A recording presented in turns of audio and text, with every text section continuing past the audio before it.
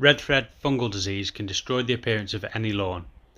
And here's how it looks in my lawn after the first few stages, and here's how it looks after I've treated. In this video we'll be talking about 5 top tips to get rid of red thread in your lawn.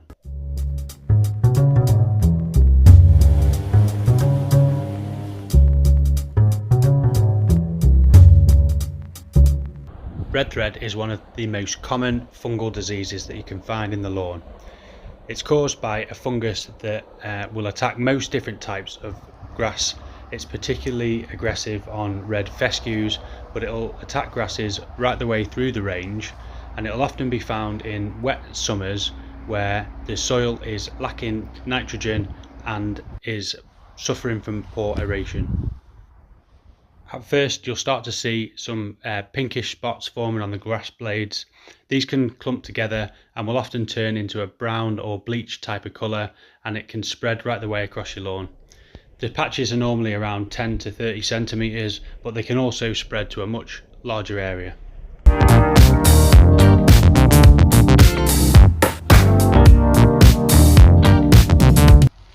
The first way, and the most preferred method for me, is to apply a high nitrogen fertiliser to the lawn. The fertiliser is going to push new growth through the lawn, and basically, in simple terms, we're going to look to mow the disease out of the lawn by pushing some new growth with a high nitrogen fertiliser. This can be achieved by using a granular product or even a more fast acting liquid product to help really push that growth through and mow out the disease. I've put a link in the description below to some nitrogen based fertilisers, and also I've linked in the card above for a full description of a spreader review that I'm seeing using in the video at the moment.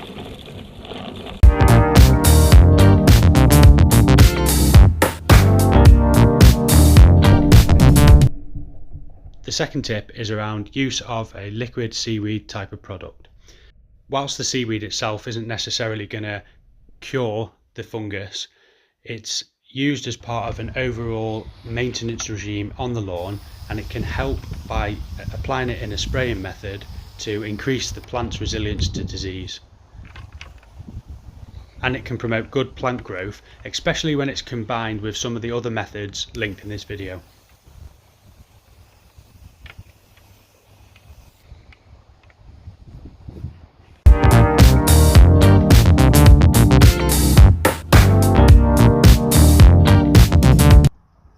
The next thing I'm going to cover is the use of fungicides.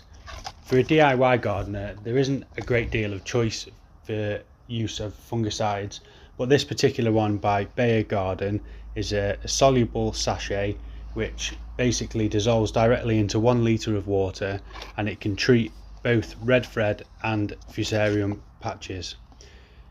According to the box, it prevents and controls patches and discoloration in lawns caused by lawn diseases. It's really important when using any type of herbicide, pesticide or fungicide is you need to read the label and make sure you've got safe control methods to be able to use this type of product. Generally, I'm going to be leaning towards the application of nitrogen like I did in the first method, but if you want to use the product like this, you can. It's relatively simple to use. As I said before, this particular packet comes with 3 soluble sachets. They each mix with 1 litre of water, and 1 sachet will cover around 20 square metres or 2 parking spaces. When you open the pouch, inside there's a water soluble bag. Don't open this water soluble bag. You'll drop that into the water sprayer that you'll be using. Allow to stand for a couple of minutes until the water soluble bag dissolves. Shake generally the mix, and then 1 sachet will cover 20 square metres of lawn. So in essence, for 1 pack it's going to be around 60 square metres. When using this type of product in the long run, there is a potential for the disease itself to build a level of resilience. So there is a recommended dosage of no more than 2 dosages in 1 year. But make sure when applying any of the pesticides or herbicides or fungicides that you read the label for your particular packet and follow the instructions that are provided. I've linked this particular product in the description below if you want to check it out. It's one of a very small number available to a DIY gardener.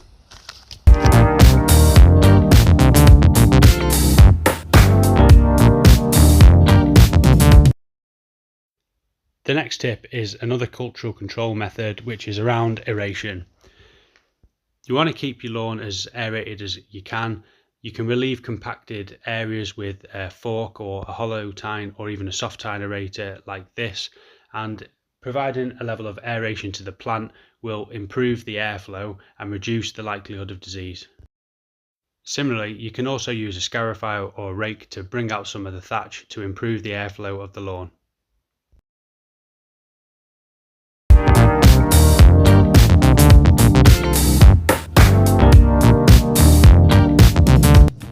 The next tip is going to be around cleanliness. Basically, the disease itself can transmit and be carried across your lawn. In general, the points of contact that are going to be in contact with the disease are going to be your roller or the bottom of your mower, the blade and the wheels. So I'm just using a non-bleach based antibacterial spray. You can clean down the mower after the usage, especially wiping down those key hotspot areas. You can transmit this disease by moving around on foot, etc., but generally a quick wipe down of the mower with antibacterial spray is good enough for me. I'd also recommend wearing gloves for doing a job like this. I should have had some on at the time, I just made a mistake. The other thing to note as well is make sure you bag your grass clippings. You don't want to leave the grass clippings that are infected on your lawn, so use the bag and get rid of the clippings into the bin. Okay, if we take a look at the lawn after a couple of weeks after some of the treatments, you can see the grass has responded absolutely brilliantly to the fertiliser, the lawn's looking great, and a lot of the brown spots have eased off the lawn. There's still a few spots remaining, but I'm going to keep this treatment up and hopefully we're going to get on the right side of the disease. If you've liked this video, please like and subscribe to my channel for more DIY lawn care tips helping you get the best results at home. If you've got any questions, leave me a comment below and I look forward to seeing you in the next video.